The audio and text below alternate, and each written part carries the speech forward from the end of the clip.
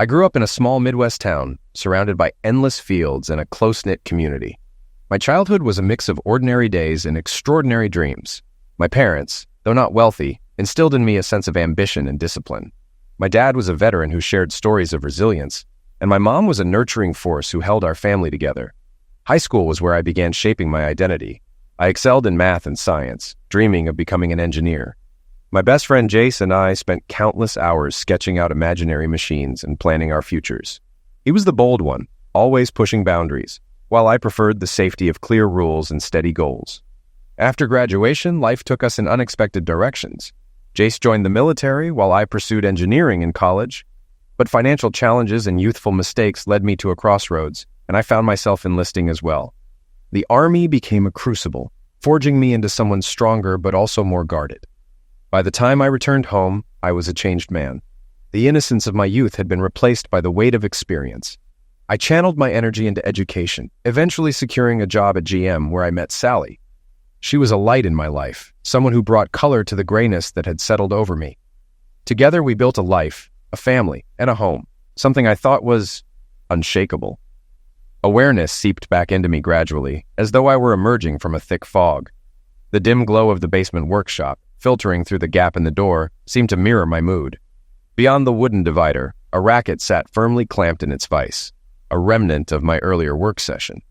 I could hear our youngest two kids playing and the Disney movie they were watching in the rec room. Sitting in my old chair, I glanced at the clock. I'd been there for over half an hour, lost in thought, trying to block out whatever I didn't want to hear. Dinner was done. Sally cleaned up while I headed to the basement to reglue some rackets for the fall racquetball leagues. I'd been playing for years, usually in the A bracket, and I took pride in my skills and fitness.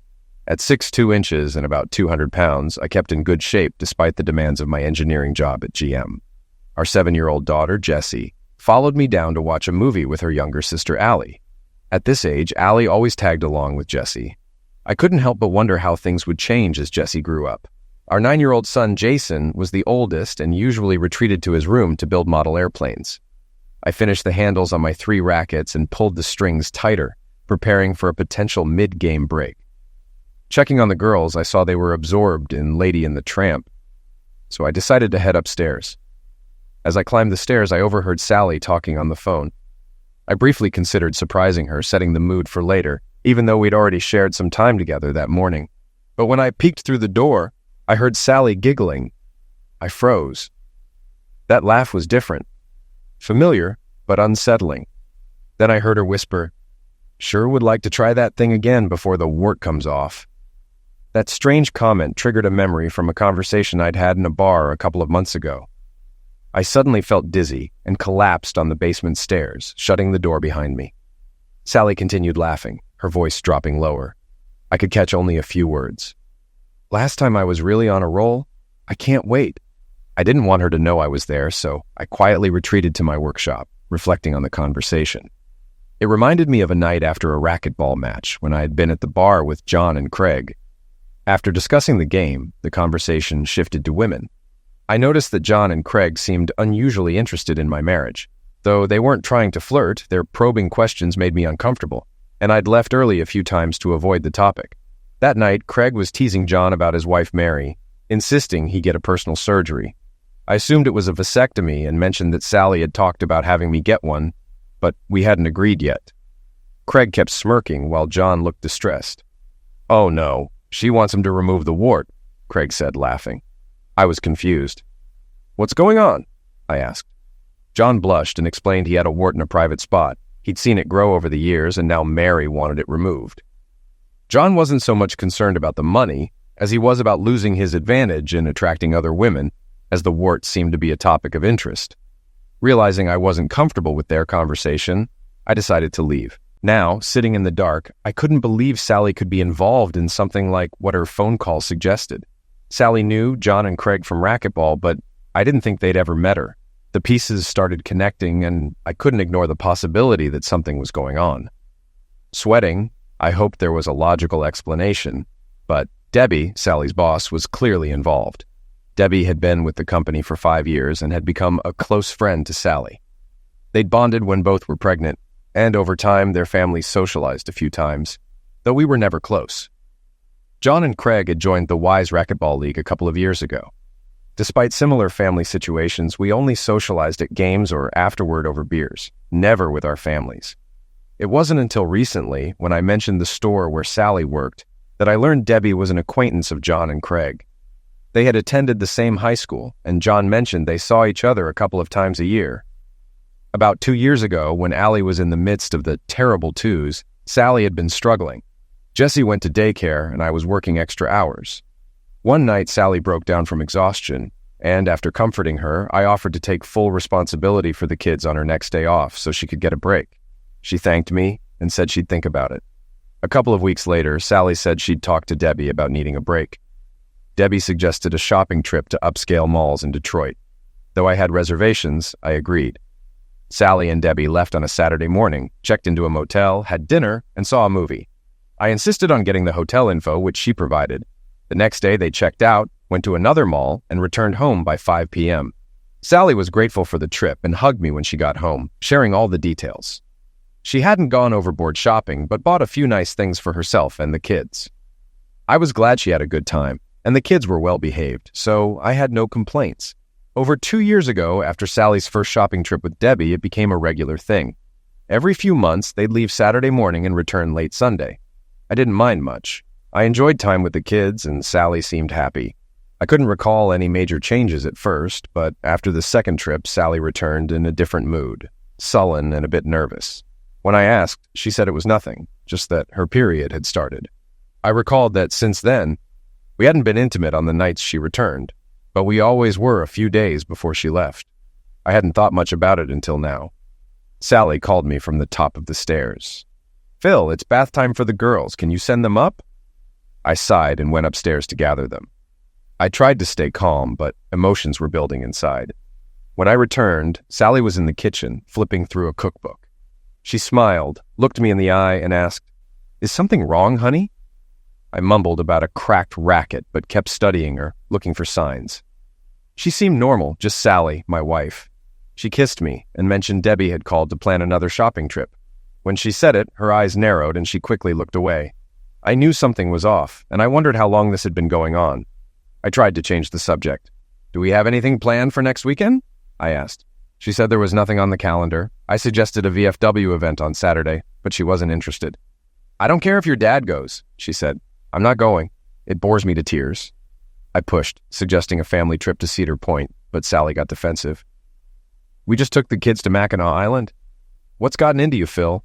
You've never minded me shopping before." I grew frustrated and said, "Never mind. I just thought we could do something together." She walked away, saying, "You and Debbie are having fun. I'll go check on the kids." That night, I pretended to sleep, but I couldn't stop thinking.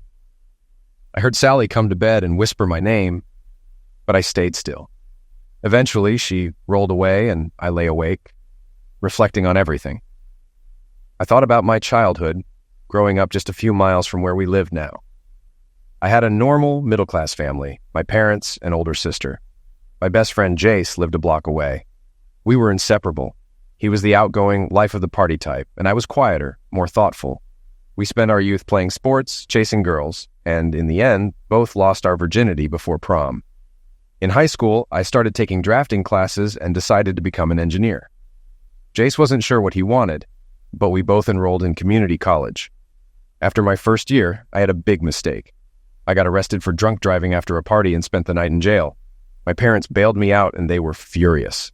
After everything, I spent all my savings on fines, court fees, and lost my driver's license for a year. For the rest of the semester, I rode my moped, giving Jace rides. Eventually, I gave up on school. It felt pointless without a license or money. The next year, I enlisted in the Army, hoping my drafting skills would land me an engineering job and keep me out of Vietnam. The recruiter lied, of course. Jace decided to join me, and we enlisted as buddies, guaranteed to train together. Basic training was tough but manageable. During aptitude tests, the Army decided we'd make good fire control specialists, which meant operating a high-tech calculator to help artillery hit targets. Afterward, we were sent to Fort Sill for more training. It wasn't great, but Jace and I had fun. A few weeks before graduation, we received orders for Vietnam. After a short break at home, we flew to I Corps in Vietnam, where we were assigned to Battery A, 2nd Battalion, 11th Artillery. It was November 1969, and Nixon was reducing troop numbers. For the first few months, there wasn't much combat, just a lot of flying and some occasional raids. The highlight of our tour was a wild vacation in Bangkok. Then, our unit was sent to a remote hill in the jungle, and things took a dark turn. 4 months later, I came home on a stretcher, and Jace was dead. I was mentally and physically broken. I spent weeks in the hospital and months in rehab. After being declared almost fit for duty, I returned to Fort Sill as an assistant instructor. I enrolled in college courses to keep busy, avoiding social interactions. After a year, I applied for early release from the Army and was accepted into an engineering program at a local university. I moved back in with my parents and lived on savings, education benefits, and a part-time job. I was a classic shell-shocked Vietnam vet, bitter, withdrawn, and struggling with my experiences. I grew a beard, wore old clothes, and kept to myself. I saw a therapist occasionally, but didn't feel it helped much. I visited Jace's parents regularly to talk about him. It was the least I could do. One day, while studying in the campus center, a woman approached and asked if she could sit with me. She had striking red hair and a pale complexion. I was immediately struck by her, but when she asked if I was a Vietnam vet, I flinched. I said yes, but left it at that. She mentioned her dad was a Korean War vet, and I relaxed a bit. We talked for a while until she had to leave for class. A couple of days later, she returned and asked if she could sit with me again. This time I was more composed, and we chatted like old friends. Eventually, she realized she didn't know my name, so I introduced myself. "Phil Robinson," I said. "Sally Baxter," she replied, laughing. And just like that, I met Sally. It turned out that Sally and I had long breaks between classes on Mondays, Wednesdays, and Fridays. Over the next few weeks, we spent most of those breaks together. She shared almost everything about her life, family, friends, career plans, and I was fascinated by her outgoing social personality. She reminded me a lot of Jace. I told her about my family and classes, but avoided talking about the Army. I preferred to listen to her. Her voice could have read me the phone book, and I'd still be interested. Slowly, I started taking better care of myself, shaving, getting a haircut, and dressing better.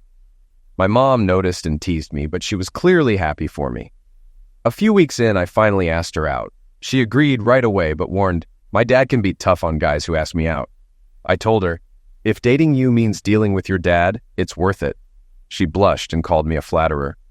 That Friday, I knocked on her door and was greeted by her mother, Emily, who welcomed me warmly. Before I could say anything, she called, "Jack, Sally's beau is here." Emily introduced herself and we shook hands. Soon, Sally's father, Jack, appeared. He was big, about my height, but much heavier, and his presence was imposing. He shook my hand firmly and invited me into the family room. As we sat, I noticed military memorabilia, including a Marine Corps flag and an M1 Garand rifle displayed proudly above the fireplace. Jack, a Korean War veteran, mentioned his service and injuries, and I briefly shared that I was a Vietnam vet. We talked about military history, and Jack seemed skeptical, even dismissive of my role.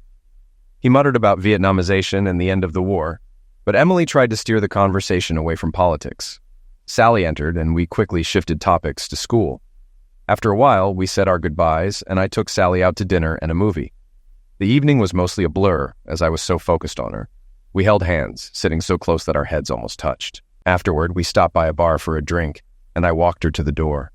I hesitated, unsure whether to kiss her, but she reached up, wrapped her arms around my neck, and whispered, "Thank you for a wonderful evening." Time seemed to stop as I looked into her eyes, realizing I had fallen in love with her. I kissed her gently, and from that moment on, we shared intimate moments like that, holding each other close, unable to hide our feelings. The next day, I called Sally, and we talked for an hour. We quickly made plans for another date, and just like that, we became exclusive. A few weeks later, when I mentioned booking a motel room for the weekend, she blushed, but smiled and nodded. The evening was everything I hoped for, though there were a few awkward moments when she noticed the scars from Vietnam. I reassured her that I was fine. I whispered, "Sally, I love you. I can't help it." She pulled back, tears in her eyes, and smiled. "I love you too, Phil. I never knew it could be like this." Relieved, I kissed her nose and said, "I want to do this again and again." That night was perfect. For the first time since losing Jace, I felt at peace. We talked about our future, marriage, kids, where to live. Sally was graduating soon, and I would follow a year later. We decided she'd work after graduation, and we'd marry when I finished school. In the meantime, I rented an apartment so we could be together, A week later, I introduced Sally to my parents. They hit it off right away, and my mom later told me she loved Sally for how she brought me out of my shell. I was happy again, smiling constantly, even to the point that my therapist kicked me out, telling me I didn't need his help anymore. Sally's father, Jack, and I had a tense relationship. He was protective, especially when we discussed living together before marriage. But things changed when Jack invited me over for a private conversation. After some small talk, Jack mentioned Sally had told him about my scars. I felt uncomfortable, but Jack understood. We briefly discussed my time in Vietnam, and I told him I had been at Ripcord in the summer of '70. To my surprise, Jack knew about it. After that, he treated me like family. Things moved quickly after that. Sally graduated with honors, got a job, and spent more time with me. Her parents, however, thought she should move in with me permanently. I graduated on time, got a job at General Motors, and 2 months later, we got married. We bought a small house, and a year later, our son Jason was born. 2 years after that, we had Jesse, and then Allison 3 years later. The birth of our kids changed everything. Sally worked part-time after Jason was born and planned to return full-time once the kids were older. Meanwhile, my work evolved as I transitioned into automated manufacturing.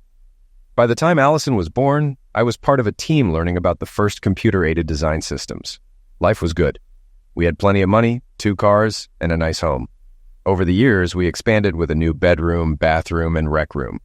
We had 3 healthy, beautiful kids and took family vacations every year. Twice a year, Sally and I sent the kids to their grandparents for a long weekend. I always thought our marriage was strong. We loved each other openly, holding hands, hugging, and sharing affection. I often told Sally how lucky I was. But recently, I wasn't so sure anymore. Sleep became elusive, and I spent most nights staring at the wall, barely getting any rest. I skipped my usual morning workout and instead sat at my desk, trying to figure out what was going wrong.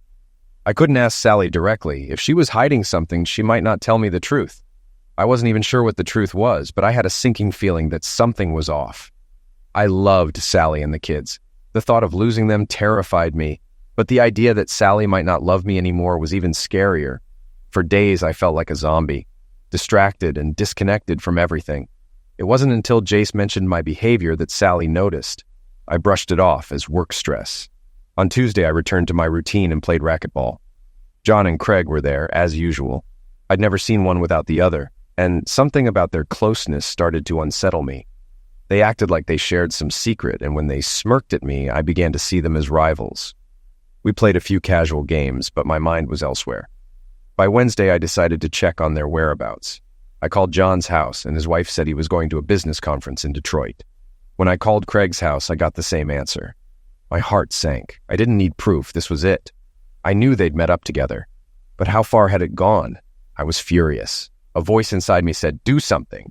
That Friday, I stopped by my parents' house. They were renovating in preparation for a potential move to Florida, but I needed their support.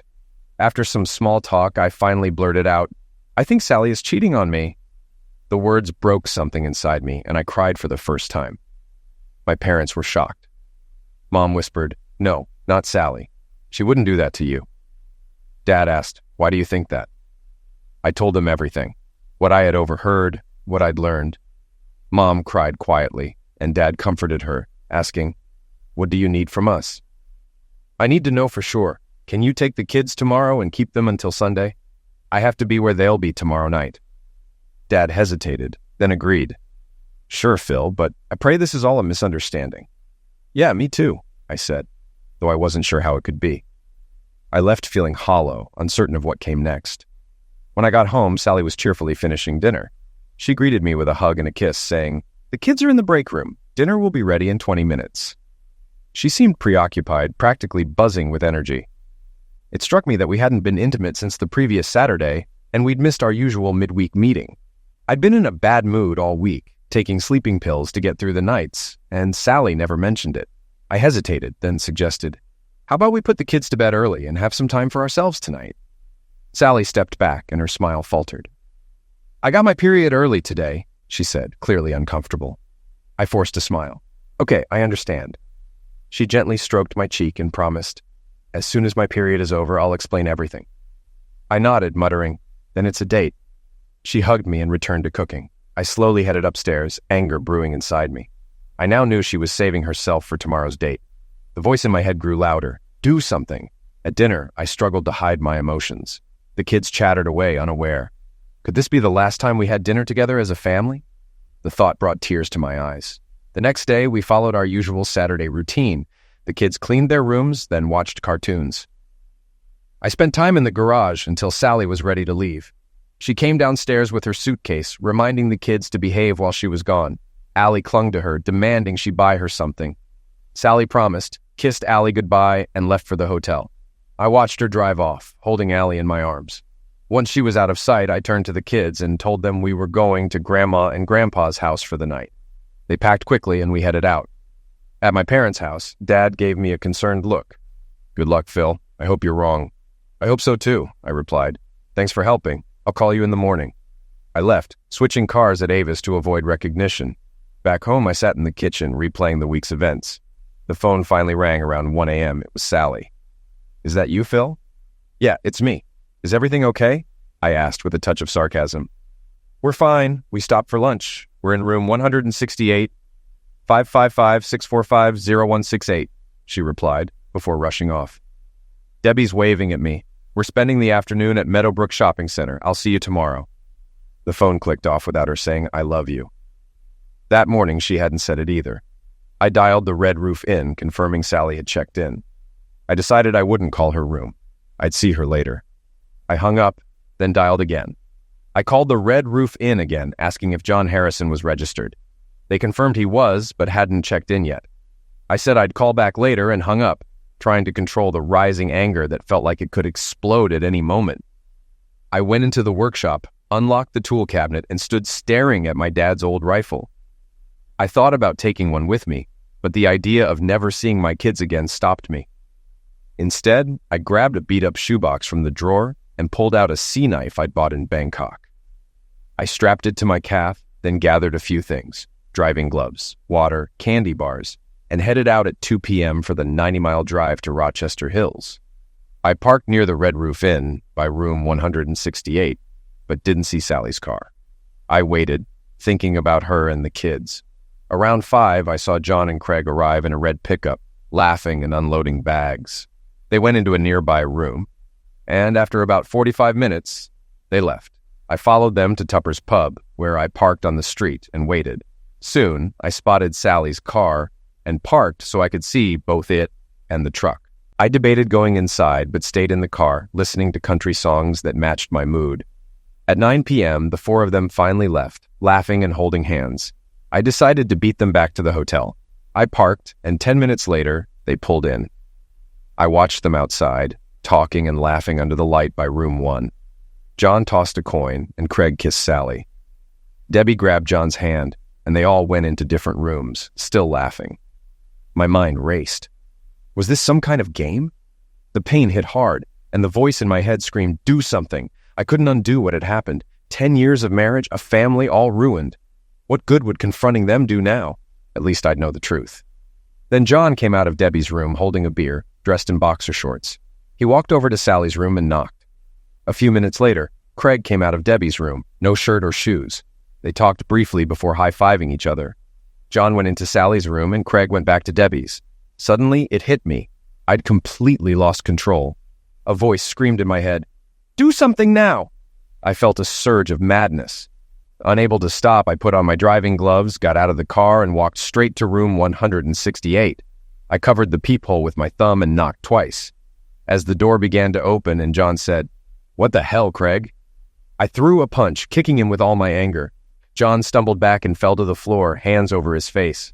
I noticed the disarray in the room, the overturned bed, the bathroom door slightly ajar, and the shower running. I unsheathed my knife and tapped it against John's nose. His eyes widened in fear. How long, John? How long has this been going on? Don't lie to me, I said coldly. 2 years, he stammered, eyes wide. Joining the same racquetball league wasn't a coincidence? No, he whispered, closing his eyes in pain. I leaned in. You're sick, John. Look at me. I paused. If you ever go near Sally or any other married woman again, I'll find you and make sure you regret it. Understand? Yes, he wheezed, terrified. Suddenly, I smelled something foul. The shower stopped, and I heard Sally's voice. Hey, John boy, I thought you were joining me in the shower. I turned, just as Sally appeared in the bathroom doorway, towel in hand, her face draining of color as she saw me. Shock overtook her as the towel fell to the floor. "John Boy doesn't seem well," I growled, stepping toward her.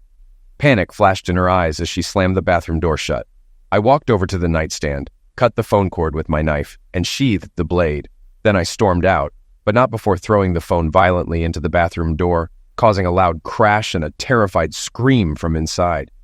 I stepped outside, took a deep breath, and realized I wasn't done yet. I headed to the next room. I knocked on the door of Craig's room. When it opened, I punched him under the chin. He went down, and Debbie, wide-eyed and in a panic, sat in bed. I checked Craig's pulse. He was fading. I went to the nightstand, pulled the phone cord, and turned to Debbie. "If you tell your husband about tonight, tell him I said hi," I said sarcastically, then added, "or maybe I'll tell him myself." I tossed the phone into the corner and left. Outside, I looked up at the sky and took a deep breath, the tension gradually fading. The voice in my head was silent now. Everything was done. It was time to move on with my life. As I made my way to the car, my phone rang. Annoyed, I answered. "Yeah?" "Phil, it's Jack," came the voice on the other end. "What's going on?" I asked, my tone uninterested. "Sally's at the house crying. She says she's afraid to go home."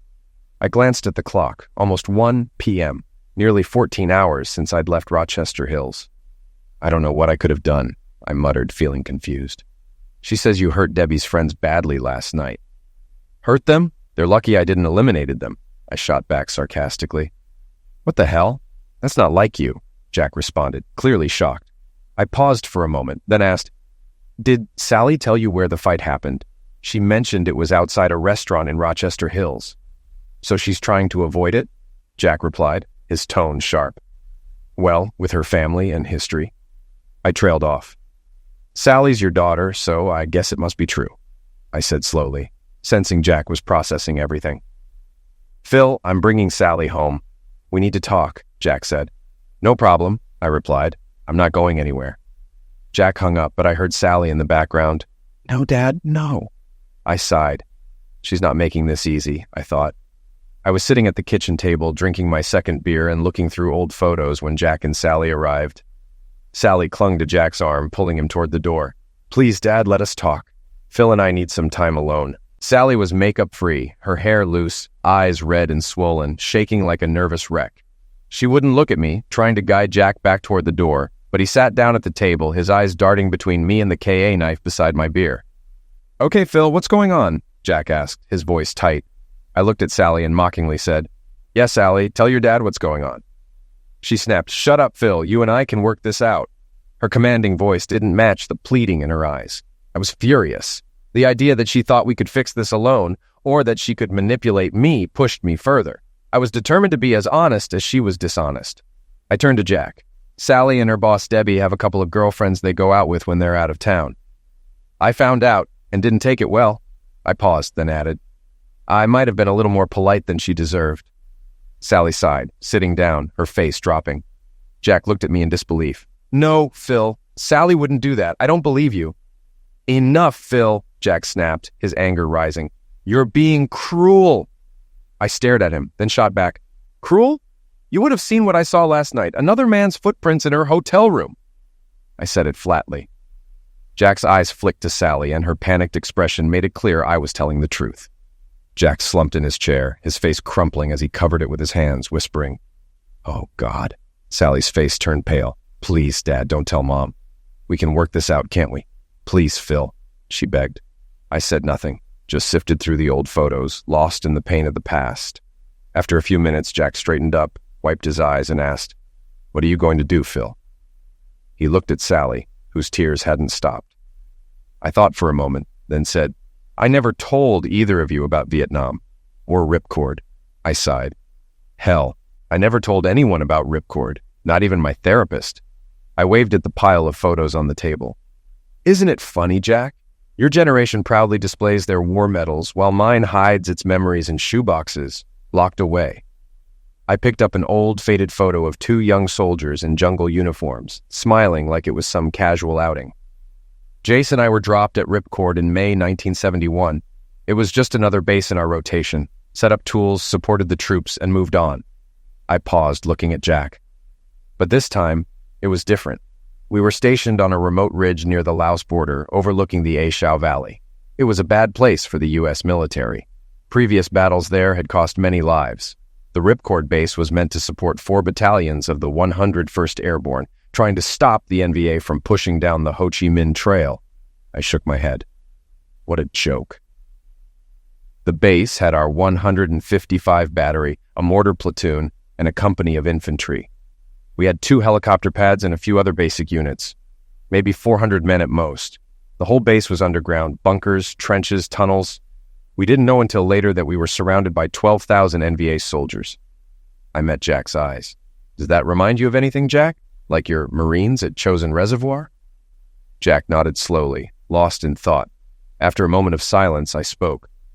The first few weeks weren't so bad for us, I said. But for those dropped into combat positions on the hills, it was hell.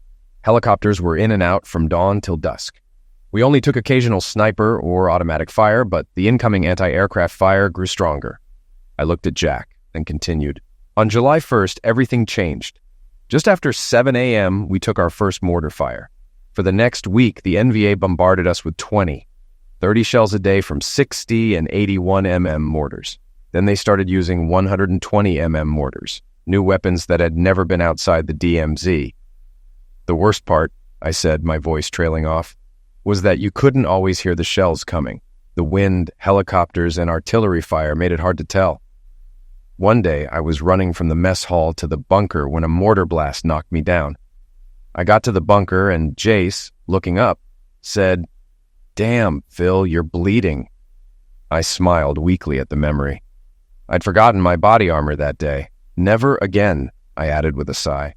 The shrapnel shot me under my right shoulder blade. They evacuated me to Camp Evans to have it removed. It wasn't serious, but they kept me for a couple of days for a concussion. By the time I returned to Ripcord, we were taking 80 shells a day. It got heavier. Mortars, rocket-propelled grenades, recoilless tools. We were losing more men every day. Our tools were firing nonstop. We were using so much ammo the batteries ran out in hours. Chinooks brought in more shells, while .51 caliber NVA fire rained down on them. Once they dropped off ammo, we rushed in to load the tools. I paused, recalling the chaos. During one of these operations, I took another half-dozen shrapnel wounds. Between the constant bombardment, our regular work, and bringing ammo to the tools, we were beyond exhausted.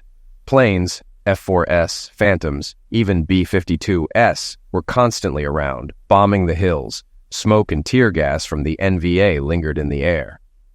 And after July 8th, when we first spotted the dinkies in the wire, we were on high alert every night. We knew an attack was coming, we just didn't know when. The room was quiet, the weight of the moment settling in. Jack's face was grim, and Sally looked like she was bracing herself. I took a deep breath. As the shelling continued, we started taking serious casualties. Morale was plummeting. We felt abandoned.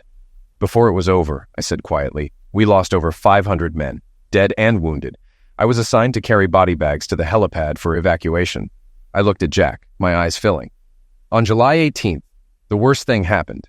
A Chinook carrying howitzer shells was hit and crashed over a battery and ammo supply point. The explosion was massive. The battery burst into flames and explosions kept going for hours. All 6 tools were destroyed and dozens of men were injured. I paused, the image still fresh. We rushed to the battery to help. Many of the wounded had severe burns from the aviation fuel. Jace and I lifted one machine gunner onto a stretcher. When I grabbed his arm, the skin came off in my hand. The smell of burning flesh. I'll never forget it. Jack nodded gravely, his face filled with grief. Sally looked horrified as I spoke. I wiped my eyes and pressed on. We all knew this position wouldn't hold, but the brass didn't care. They saw it as a chance to hit the enemy. After all, we had almost 4 NVA regiments in one spot. A few nights later, I said, my voice growing colder, we went on high alert. We were hit with automatic weapons fire around the perimeter. Jace and I set up an M60 in a trench in front of the FDC bunker, ready for an attack. The mortar platoon kept firing flares, and the infantry returned fire along the jungle's edge. Every few minutes, I continued, artillery ships flew overhead, firing rockets and miniguns at suspicious targets. Jace and I didn't return fire often, to avoid drawing attention to our position, especially since there was an infantry squad just 30 yards ahead. This night, I went on, my tone distant. The infantry kept popping up and firing grenades and automatic weapons. Then suddenly, 20 mm mortar rounds hit their position. The ground shook as we dove into our foxhole. I paused, the danger still fresh in my mind. When we peeked out, the infantry trench was completely buried. We quickly took up firing positions, and Jace started shooting while I fed him ammo. The platoon sergeant crawled over, and we told him what happened. He nodded, ducked down, and rushed off for more ammo. I swallowed hard, forcing myself to continue. Just as we were finishing the last ammo belt, I heard an M16 shot. It felt like being hit with a baseball bat in my back and thighs. I collapsed on the edge of the trench, staring into Jace's eyes. I saw the realization in his face, but he couldn't speak. I held his hand. He squeezed it once, then the light left his eyes. I knew it was over. My throat tightened. My best friend, my brother, was gone. I felt completely alone. I wiped my eyes again, hearing Sally sniffle, but I wasn't sure whether it was for Jace or her own emotions. I took a deep breath and went on. I looked up to see Corporal Tran standing in front of us, an M16 aimed at us. Tran was one of Kit Carson's scouts, a North Vietnamese deserter.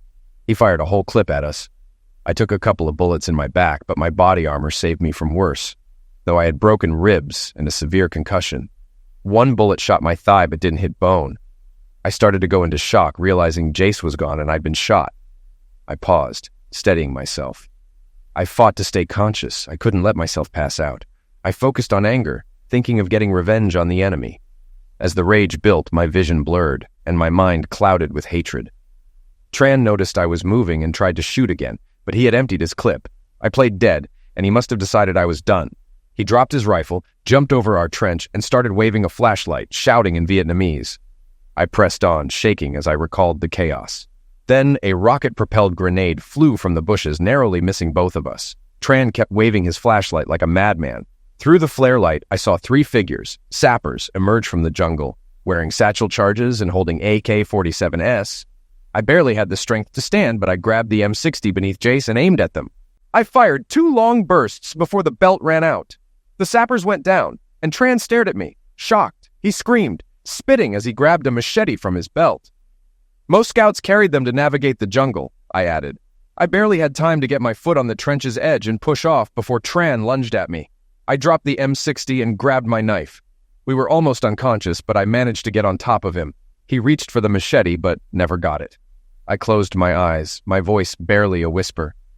I don't know how long I sat there, surrounded by the flickering light of flares, explosions, tracer rounds, howitzers rumbling, and the smell of cordite and burning debris. It felt like I was in hell. I continued hoarsely. Eric, my platoon sergeant, pulled me by one arm and Lieutenant Dixon by the other. Dixon was shouting for me to get to the bunker, napalm was coming, and we were too close to the wire. I took a sip of beer, tracing my knife across the purple hearts on the table. Jack and Sally were silent. I couldn't bring myself to look at them. I went on. That's when I lost consciousness. I woke up in a medical bunker with an IV in my arm. A battalion surgeon and corpsmen were working on me. Doc said I'd probably survive and that they'd evacuate me at dawn, I added, my voice shaky. I was flown out around noon. Miraculously. Every helicopter was under heavy fire. 2 had already been shot down. Mine took several hits, one that liquidated the crew commander. But by then, they'd decided to evacuate Ripcord. I paused, looking at the table. They took everyone out on the 21st and bombed the place. I didn't care. 24 hours later, I was on a flight to Japan, then transferred to Walter Reed for a month. I sighed deeply. While I was there, some colonel who probably never heard of Ripcord handed me a medal for eliminating my enemies. I took the silver star from the box and placed it beside the purple hearts. It was the same one on Jack's mantle. I shook my head. The doctors treated me well, but mentally I wasn't fine. I had nightmares every night, couldn't shake the sounds, smells, and faces of the dead and wounded. I paused, looking away. I missed Jace's funeral, but went home before reporting to SIL base. I visited Jace's parents. It was the hardest thing I've ever done. They wanted to know about Vietnam, what happened to Jace, but didn't ask a single question. I swallowed, struggling to speak. Why did I survive and he didn't? I said softly. I ask myself that every day. I stared blankly ahead, lost in thought. I was in therapy, but felt withdrawn from the world. I did the bare minimum at Fort Sill and buried myself in college drafting to avoid socializing. When I left the Army, I moved back with my parents and went to school, not because I cared, but because I didn't know what else to do. I looked up at Sally. "Then I met you," I whispered. Sally lowered her gaze, her voice trembling. "You brought me back to life. You were happy, engaged in everything, beautiful inside and out, everything I thought I wasn't. You made me want to live again. You gave me a glimpse of what life could be." She paused, her voice breaking. "I fell in love with you. You saved me, and you gave me 3 beautiful children. I'll always be grateful for that." I sighed. For a while, we just sat there, not moving. Finally, Jack cleared his throat. "What now, Phil?" I turned to him, tired. "Jack, I've been betrayed twice in my life. Both times, I lost my best friend." Sally started sobbing. "No, no, no." The room was silent. Sally cried. Jack and I had tears in our eyes. Jack asked quietly, "Are you sure, Phil, you want to throw it all away over one mistake?" Sally lifted her head, a flicker of hope in her eyes. I knew what I had to say would end our marriage, but I couldn't let the lie stand. I shook my head. "The mistake wasn't just one, Jack." I looked at Sally, my voice firm. "I found out last night that Sally's been cheating on me for almost 2 years, and it wasn't just with one man." Sally sighed, closed her eyes, and shook her head, sinking deeper into her chair, looking even paler than before. I turned to Jack. "Does that answer your question?" I asked. Jack stood up slowly, his eyes full of sorrow as he looked at Sally. "You're my daughter, and I should love you, but I've lost all respect for you, your actions." He trailed off, unable to find the words, just shaking his head. Sally reached out, but Jack pulled away. He looked at me and said firmly, "Phil, you don't deserve this. Do what you have to do, but don't hurt her." I couldn't take it anymore. "No, Jack, I'm beyond that," I replied. "But if it makes you feel better, take this." I slipped the knife back into its sheath and handed it to him. Jack accepted it silently, then turned to leave. His shoulders slumped, and I could tell he was already thinking about how to tell Emily when the door closed behind him. The phone rang, but neither of us moved or spoke. The ringing eventually stopped, and the silence was deafening. Finally, I broke it, staring blankly ahead. "I thought the cops would be here this morning, not your father." Sally flinched and stumbled over her words. "Debbie and I told them to say we were attacked outside the bar. We hoped if they kept quiet, you wouldn't call their wives." I processed this, realizing I was free. There was no way their story would hold up. For a moment, I felt a weight lift off my shoulders, but then I remembered everything was falling apart around me. "So, where are they now?" I asked flatly. Sally cleared her throat, fidgeting in her chair. "They're still in the hospital, under observation. You hurt them badly. John has a broken nose, cheekbone, and ribs. Craig has a dislocated jaw, broken teeth, and a concussion." I replied bluntly, "Don't forget their balls, Sally." Fear filled her eyes. "No, no, you really hurt them." She paused, then added, "I didn't know you were so cruel, Phil. Did you have to do that?" I stared at her, incredulous. "You're defending those fools?" I said sarcastically. Before she could respond, the phone rang again. "You should answer it," I said, heading to the bathroom. "It's probably for you." I washed my face, looking at myself in the mirror. My eyes were red and puffy. I looked as worn down as I felt. It had been a sleepless night. Back in the kitchen, Sally was standing there, staring at the phone. Slowly, she hung it up and collapsed into a chair. When I sat back down, she spoke, her voice distant. "Did you have to tell Debbie's husband?" I shrugged. "Why shouldn't I? He already called John and Craig's wives and kicked Debbie out. She's going to need a lawyer if she wants to see her daughter." Sally started crying again. "Crap, crap, crap." Through her tears, she looked up at me. "And she fired me. Said it was all my fault." I laughed bitterly. "Oh, that's just perfect." I paused. "Tell me, Sally, who introduced you to John and Craig? It was Debbie, wasn't it?" Through sniffles, she asked, "How did you know?" I smiled grimly. "When I told Josh about what you and Debbie did last night, he didn't believe me. Called me a liar, accused me of trying to ruin his marriage. But when I mentioned John Harrison's name, he turned pale and started swearing. First time I ever saw him angry." I paused. You told me years ago that Debbie's second marriage was strained and she was estranged from her parents. Well, she has a sister upstate she doesn't talk to either. I took a breath. About a year ago, Josh was auditing a company and met Sarah, Debbie's sister. They hit it off, and one night, Sarah invited him to dinner with her husband, Dave. Sarah had a story to tell. I looked at Sally, whose face had gone white with shock. Turns out Dave was Debbie's first husband. She cheated on him throughout their marriage. He found out, kicked her out, and filed for divorce. I stopped, watching Sally's reaction. Debbie never told Josh any of this. And guess who she had an affair with during her first marriage? That's right, John Harrison. Sally froze. I continued. When I mentioned John's name, Josh put the pieces together and realized Debbie had been doing the same thing to him that you did to me. No wonder he threw her out. I took a deep breath. And like Josh, I'm wondering how long you've been fooling around with me, I said firmly. Sally cried again. Oh my God, Phil. It was just John and Craig, just during our shopping trips. Please believe me. I hadn't thought about anyone else until Debbie mentioned it. Before our first shopping trip, she sat there, twirling a handkerchief, crying and begging. Please, Phil. I don't know how I ended up here. It's like I woke up from a nightmare. When I walked into the bathroom and saw you there, I didn't say anything, just looked at her grimly. Encouraged, she spoke quickly. I knew Debbie liked to play, but I didn't expect her to hook up with anyone on our trip. She paused, biting her lip. John showed up at the restaurant. Debbie said she'd known him since high school, but I suspected that wasn't true. He was charming, flirted, danced with both of us, complimented me a lot. I had a few more drinks than usual, and when his hands got too familiar on the dance floor, I pretended not to notice. Later, Debbie went with John to the room next to ours.